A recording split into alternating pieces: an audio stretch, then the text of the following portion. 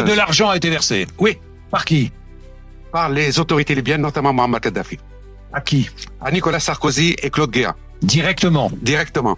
L'argent reçu par Ziad Takieddine a été massivement retiré, pas intégralement, puisqu'il en a gardé une partie pour lui, mais une autre partie a été massivement retirée en espèces dans la périodicité de la campagne présidentielle. Au terme de leur enquête, les policiers anticorruption et les juges d'instruction ont découvert qu'il y avait bien eu du cash non déclaré qui avait circulé pendant la campagne présidentielle et sur lequel le trésorier de la campagne, Eric Woerth, qui est l'un des prévenus de cette affaire, a donné des explications qui ont peu convaincu l'accusation et peu convaincu les juges d'instruction. Il a dit que c'était des dons qui avaient été envoyés anonymement par des militants. Claude Guéant avait, le temps de la campagne présidentielle, ouvert dans une grande banque française une chambre forte, si grande qu'un homme pouvait y rentrer ou une femme debout.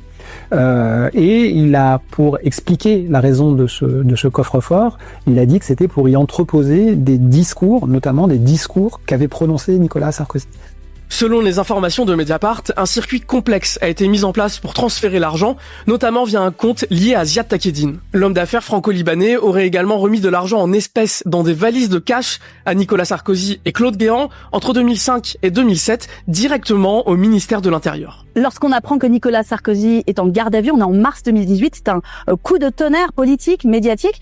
La garde à vue va durer 25 heures sur 2 jours. Le premier jour, l'interrogatoire est de 8h à 23h. Il reprend le lendemain matin dès 8h. 3 enquêteurs vont se succéder pour interroger Nicolas Sarkozy. Ce dossier n'est truffé que de faux. À partir de janvier 2025, Nicolas Sarkozy et 11 autres prévenus sont jugés au tribunal de Paris. Après un procès hors norme qui a duré 3 mois, le parquet a requis 7 ans de prison, 300 000 € d'amende et 5 ans d'inéligibilité contre l'ancien président de la République. Nicolas Sarkozy ainsi que les 11 autres prévenus connaîtront leur jugement ce 25 septembre 2025. Ils sont pour l'heure toujours présumés